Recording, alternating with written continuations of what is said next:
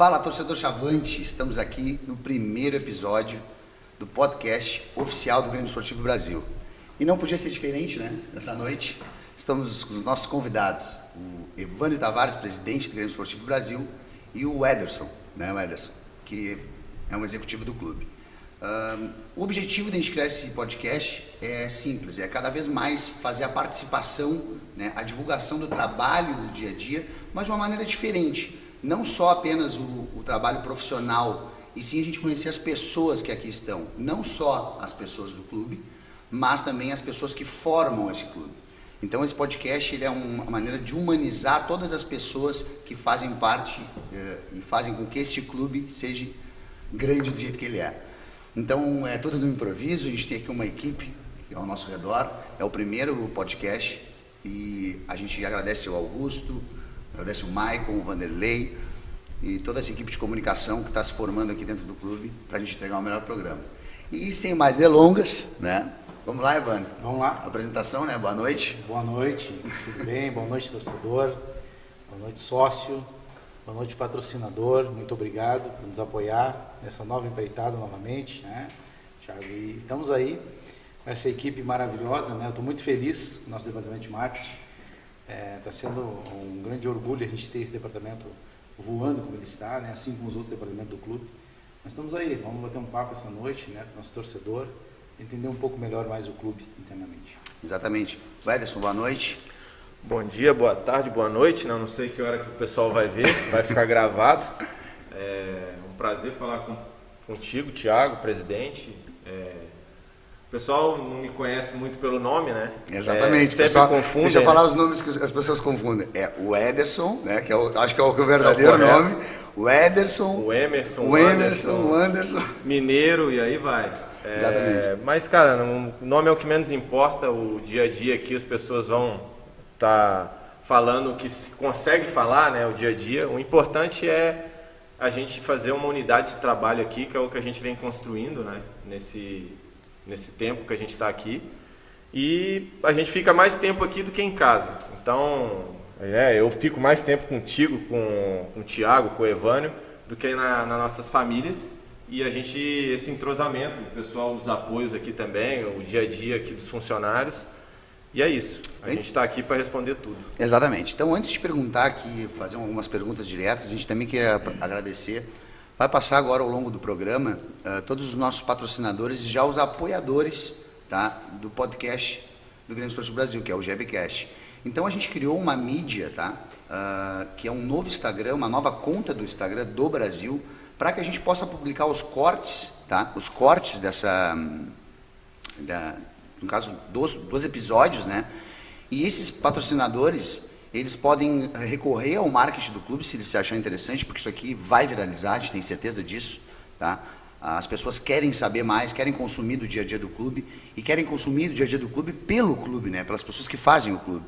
Então a gente já tem alguns apoiadores, a gente vai entrar nesse tópico aqui, mas o primeiro motivo que a gente criou o podcast é justamente para aproximar a nossa torcida, o nosso conselho, a nossa executiva e todas as pessoas que fazem volta, que simpatizam pelo clube para isso. Mas antes de entrar aqui falando diretamente do clube, eu acho que o torcedor tem que saber, quem está acompanhando essa audiência, quem é o Evânio, quem é o Ederson lá na sua vida pessoal. Evânio, onde é que tu estudou? Isso é uma coisa interessante. Onde é que tu estudou? Qual a tua formação? Só me pergunta as notas, por favor. Exatamente. Onde é que tu estudou? Qual a tua formação? O que te fez chegar na tua jornada de vida pessoal? Onde tu trabalha? Tu já trabalhou aonde? Quanto tempo vai durar? Quanto tempo faz? Resumindo, assim, eu acho que o torcedor merece saber quem é o Evânio, quem é o Ederson, e começando por ti, né? Bem, na realidade, eu me formei em escola pública, né? No primeiro grau, segundo grau eu fiz o KVG, né? A parte técnica do KVG. Posterior, adentrei a Universidade Federal, né? Fiz física, licenciatura, mas não cheguei a concluir. Posterior, entrei na Corporação do Corpo de Bombeiros, né? Onde fiquei até 2016. Fiz a faculdade de Engenharia Civil na Anhanguera, sou formado em Engenharia Civil. Tenho parte na parte também de técnico agrícola, atuei também como jardineiro já nessa vida. Pô, que legal, cara. E mais tempo eu passei na parte da corporação, posteriormente adquiri as empresas, eu saí da corporação, então hoje a gente toca as empresas APAG, né, em Prontoseg e também Extintor Zona Sul, e também temos uma indústria de confecções de uniformes em Canguçu, que é a Ultrasul. E a minha parte do futebol, eu me envolvi mais inteiramente com o Brasil de Pelotas, sempre fui torcedor, né, meu pai jogou nos juniores do Brasil um tempo, mas posterior seguiu a carreira também de funcionário público. E desde lá a gente vem acompanhando sempre o Brasil, né? Me lembro muito bem de vir com meu pai e meu avô olhar o Brasil aí, enquanto o Zico, né? Bem pequenininho, ainda tem essa lembrança dos gols, né? Mas nunca tinha conseguido, né, Thiago e torcedor, adentrar a vida dentro do clube, né? Então, em 2020, se eu não me engano, eu fui convidado para vir ajudar o clube a liberação do PPCI do clube, porque senão a gente não ia conseguir jogar. Aqui, na época do Gauchão ou na época já da subida de série? Não, do Gauchão, né? E então, óbvio, de pronto, né? Sempre quis ajudar o Brasil.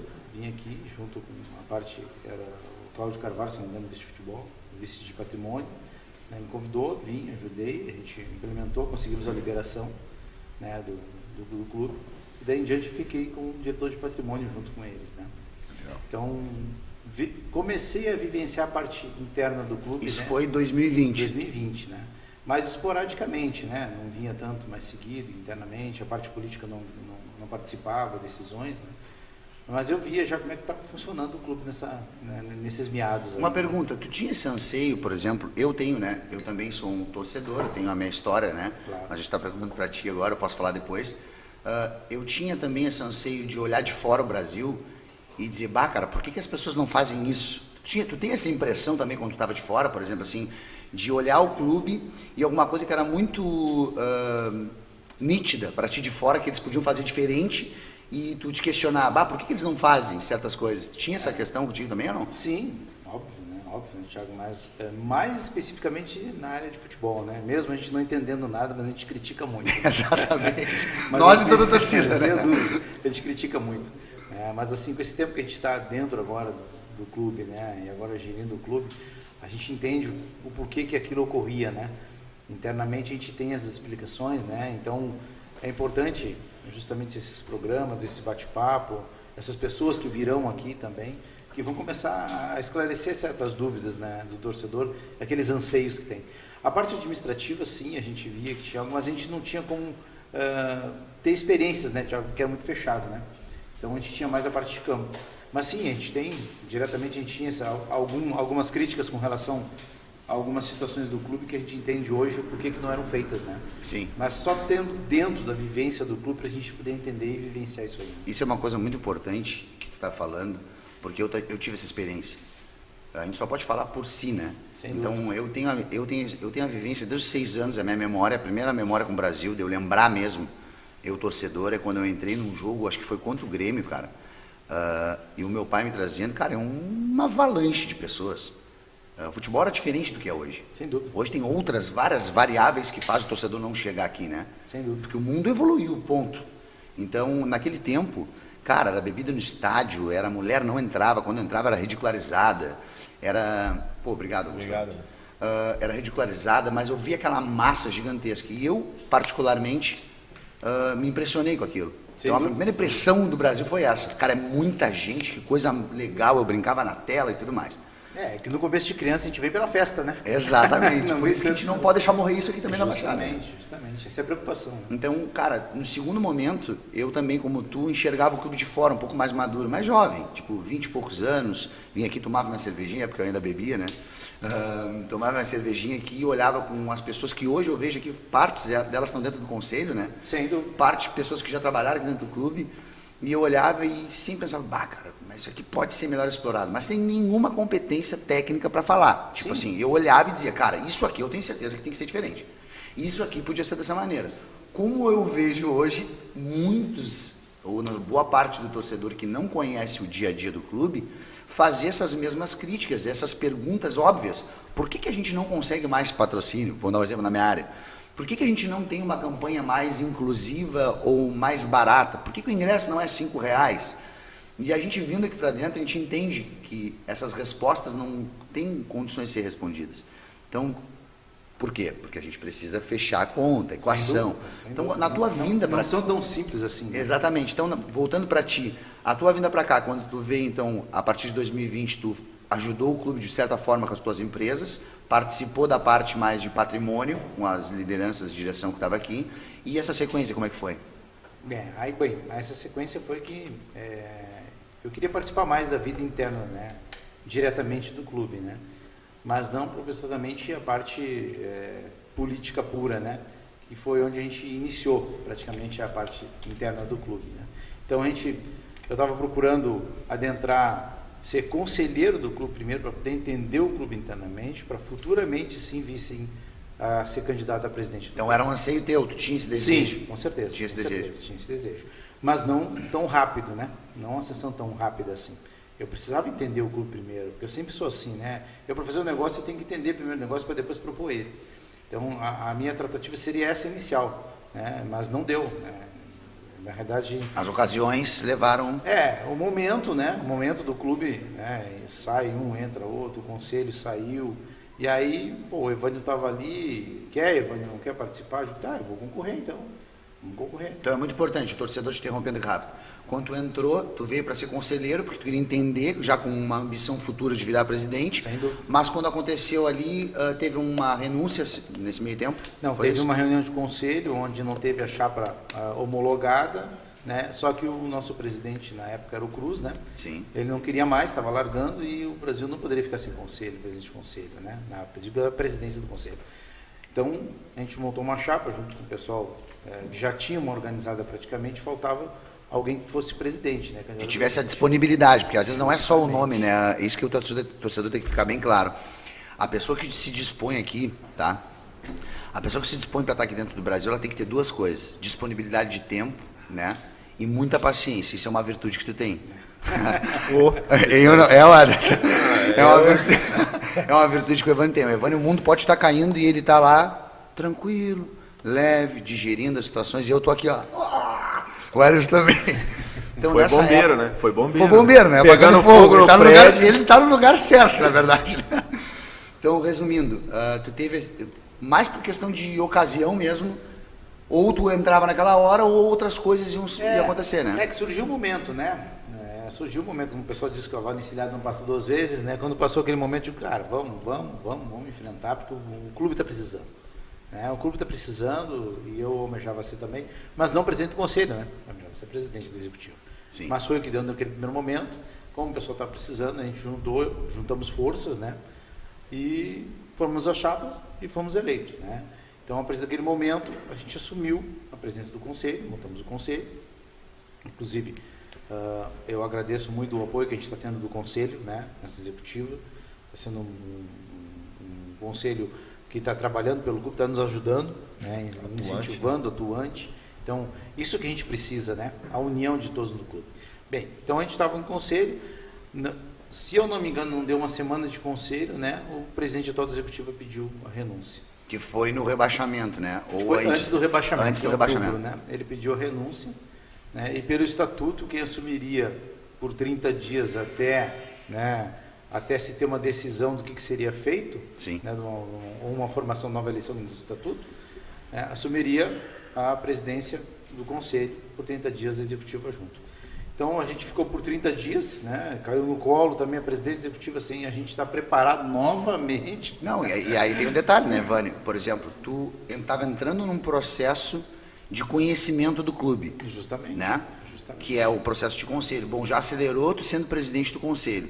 Quando tu estava te adaptando, ou ia te adaptar, começar a criar uma linha de trabalho junto com o conselho, que era o pessoal mesmo que até hoje, veio uma renúncia do Nilton. Praticamente a primeira reunião nossa de conselho foi quando a gente foi empossado, né, que a gente fez o nosso conselho naquele momento.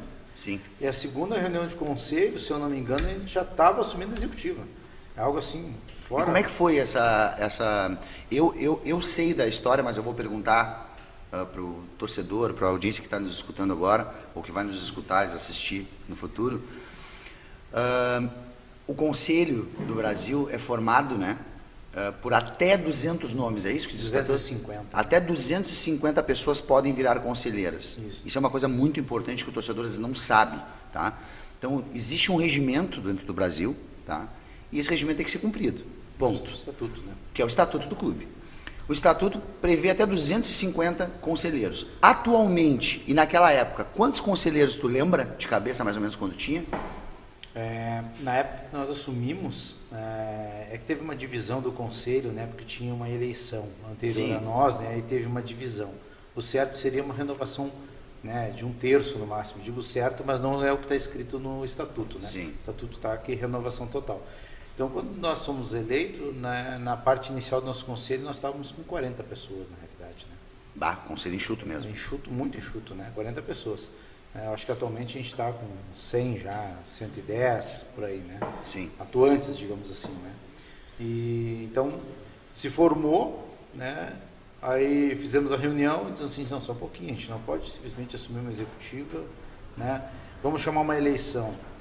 Aí juntamos, fizemos a reunião do conselho, avaliamos as chapas que estavam propondo para entrar, o conselho achou por bem que não seria viável, né, alguns nomes, e aí então se optou-se por fazer, né, o triunvirato, né? Que é uma brecha dentro do estatuto. Que é o que o estatuto diz também, né? Que pode ser feito o triunvirato, que assume por 30 dias, mas aí acabamos pelo conselho, nós botamos os nomes, né? Pedimos os nomes para o conselho para ver quem ia assumir o triunvirato, não teve, né?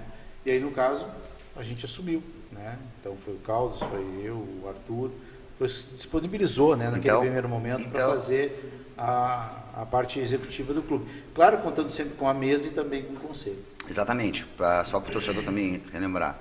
Existiam esses 40 conselheiros que já vinham organizando e mapeando, ou eles eram novos também junto com o time da jornada? Eram novos com o time da jornada. Então, pô, olha que loucura, uma disruptura dentro do clube. Um clube centenário que renovou todo um conselho, que um presidente da executiva sai e que eles têm uma missão, porque depois, quando uma executiva sai, existe uma missão que o conselho protege o clube, concorda? Em pleno campeonato de Série B, né? Em pleno campeonato de Série B.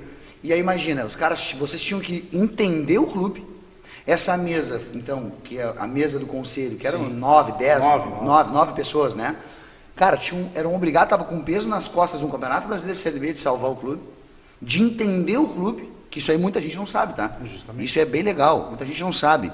O torcedor tem que saber que dentro desse processo de renovação do conselho, eles eram novos, aprendendo o clube, houve uma renúncia, e aí eles pegam uma Série B, todo o orçamento, todo comprometido, né? E além desse orçamento comprometido, todo o planejamento. É que tu não compra uma empresa sem saber de onde ela é, né? Comparando ao mundo empresarial. E o Brasil é uma empresa. Sem planejamento, né? Ela precisava ser organizada, né, Vânia? Justamente. Então, cara, depois disso... Você teve tempo para isso, né? Cara, que loucura, tio. Vou dizer, vocês são muito corajosos. E passou-se essa virada do ano, né? E a eleição foi esse ano, ainda em setembro, então a gente tocou todo o outro ano, sem verba praticamente, né? De Copa do Brasil, né, que já tinha adiantado anteriormente, com verba de gauchão comprometida também, em certa parte, sem patrocínios praticamente, porque já tinham sido adiantados. E vindo de uma pandemia. Vindo a pandemia e de um rebaixamento na Série C. Que não tinha verba também. Sem valor e sem verba também na Série C. A verba teve 2 verbas de 400 mil, 800 mil, mas para tocar toda uma Série C, né, algo que não tinha como. Foi por isso que a gente veio à mídia, né, procuramos abrir mais o clube, mostrar para o torcedor da importância que o torcedor tem para o clube, né, porque na verdade o clube existe em prol do torcedor, né, então se tem um time bom, um time ruim, quem vai dizer isso é o torcedor, né, mas eu não contrato, não contrata, mas o valor que tu paga reflete no time que está em campo. Tu não contrata, mas tu é dono do clube, né? Sem dúvida porque nenhuma. O sócio é dono do clube, ponto. Então, o valor que ele paga é o que reflete o time que ele tem em campo. Essa é a grande realidade, né? Porque o dinheiro é injetado lá, porque se a gente for levar o clube como uma empresa, que é o que deve ser, a gente espelha o quê? O que o clube vende? O clube vende futebol. Esse é o produto do clube, futebol, né? Exatamente. Então, se o futebol não está bom, não tem consumo de futebol, o clube não anda, a empresa não anda. Então, os sócios, acionistas da empresa, que são sócios, não vão ter rendimento. E agora tu tocou num ponto importante, que eu acho que após a tua eleição, né, pulando então o processo, a gente teve o rebaixamento, vocês montaram essa mesa de conselho no triunvirato, até a eleição. Que é um processo também totalmente turbulento, porque as pessoas que estavam dentro dessa mesa, elas às vezes não estavam aqui, mas elas decidiam em conjunto, né? Sem dúvida. E tem coisas que acontecem no dia a dia do Brasil que se tu não tiver aqui, tu não conhece. Tu não descobre, né, Ivan? Não tem como. Não tem como, né? Então, cara, era uma coisa que era já anunciada no sentido de como foi feito. Mas uma coisa que tu esclareceu uma dúvida minha, sabia? Porque eu não sabia disso. Cara, vocês eram 40 malucos só. Justamente.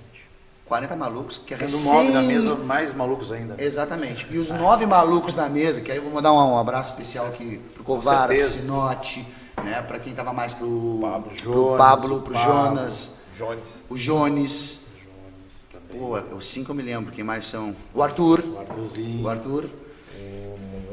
O Munhoso também, exatamente. Cara, essas pessoas foram incumbidas e aí o futebol tem uma métrica, né? O futebol não aceita desaforo. Por exemplo, sem dúvida. Vocês tiveram a melhor das boas intenções, fizeram um milagre de deixar o Brasil viável pelas condições que pegaram. Hoje eu enxergando aqui junto com o Ederson, né, o dia a dia financeiro do clube, os desafios que ele tem. E tu mais ainda, por isso que a gente diz que tu é um monge com essa calma. Às vezes a gente quer se contagiar, né? Não, Ederson? Eu não descobri ainda qual é o segredo do presidente. Ele já me mandou os livros que ele lê, os vídeos que ele vê, mas eu não consegui ainda adquirir. Cara, ele tem que tomar um chazinho, né? Uma coisa ele tem que tomar. Eu lembro do Mestre Miyagi, né? O cara, eu falei, você deve cortar uns bonsai lá, alguma coisa assim, porque não tem lógica, Mas voltando aqui para descontrair, então é isso, cara, foi muito louco isso, porque vocês pegaram um clube pensando que iam poder se organizar para um trabalho de mudança, de ruptura, que é uma mudança já de cultura, porque era um conselho mais antigo do Brasil, e sai todo um conselho antigo para pessoas novas, arrojadas, com cabeça, com ideia nova, com tudo, só que, porra, ao invés de planejar o clube de médio e longo prazo, vocês tiveram curtíssimo prazo. Não. E aí é o seguinte, sai e entra pro executiva, aprende na marra. Toca. Cara, era o avião com fogo na asa, né? Era o avião com fogo na asa. Senão não. Até uma parte interessante de o torcedor saber, quando a gente foi para a reunião, né, que teve o ano passado, como todos os anos tem, né, a reunião para divulgação do calendário, do gauchão, né, lá na Federação Gaúcha, foi eu e o Arthur, né? E aí nós chegamos lá na federação, né, são os presidentes do Triunvirato, né, e o presidente, né, o vice de futebol. A gente chegou lá, né, todo mundo novo, né, a gente conhecia o Luciano, né, presidente da federação, mas os demais presidentes não, né. Quando nós chegamos, nos apresentamos e tal, e aí começamos a conversar depois, um pouco antes da reunião, o pessoal perguntando, tá aí, o pessoal do Brasil vai vir? Eu digo, sim, tá aqui o presidente e tá aqui o vice de futebol. São vocês? Sim, somos nós aqui, sim. Então, o pessoal também nem conhecia nós, né, dentro da federação, e foi também para nós tudo novo. Eu digo que foi tudo novo, né, gente? Eu pensei, mas como acontece isso? Quem é que deixa esse pessoal lá? Não é que deixa o pessoal lá, é que foi o pessoal que pegou. Exato. Na verdade existia uma... E eu posso ver pelas balizas da rede social, né? Um dos avanços, eu acho que o Brasil trouxe com a gestão de vocês e a entrada de toda essa equipe aqui, é que a gente está entregando materiais profissionais. Não é um podcast bonito. Isso tem um porquê. Sem dúvida. Né? E o foco, acho que da tua gestão e da gestão do conselho, da mesa do conselho, era abrir o Brasil para a torcida. Claro. Só que existem maneiras e maneiras de tu abrir. O que tu pode abrir? Tu só pode abrir o que tu conhece. Então vocês tiveram pouco tempo para conhecer, né, Evane? E essa palavra abrir, né? Tem que ter clareza, tem que ter transparência. Tem, óbvio, vai ter. Até porque é interessante para nós, como gestores, vocês saberem como está o clube. Né? Porque o pessoal sempre diz, só pede. Você tem que saber o porquê que a gente está pedindo. Né? Exato. Qual é a finalidade desse Exato. pedido. Né? Então, é importante. Mas assim, ninguém chega e abre, bate na porta do vizinho, lá diz, olha aqui as minhas contas, olha aqui quanto é que eu ganho, olha aqui quanto é que eu tenho que pagar. Ninguém faz isso. Não, né? não, exatamente. Ninguém mostra seu orçamento. Porque... Questões financeiras, elas vão ser abertas conforme a gente consegue, dentro do que a gente pode. Fala, torcida Chavante, tudo bem? Vocês viram que agora o programa foi interrompido, né? A gente teve alguns problemas técnicos de uma mesa nova que a gente comprou, ela era digital, a gente configurou e por cargas d'água ela parou de funcionar. Então a gente já está resolvendo esse problema, eu espero que vocês tenham gostado da entrevista até aqui e na quinta-feira esse programa continua de novo. A gente tem um encontro toda quinta-feira, aliás, às 20 horas. Então a gente aguarda todos vocês aqui para a gente saber um pouco mais do dia a dia de quem faz o clube, de convidados, de celebridades, e explorar um pouco mais dessa grande marca chamada Grêmio Esportivo Brasil. Certo? Conto com a audiência de vocês. Esse programa está sendo gravado aqui dia 23, essa vinheta, então eu desejo um Feliz Natal à torcida Chavante e que a gente possa ter um ano novo próspero.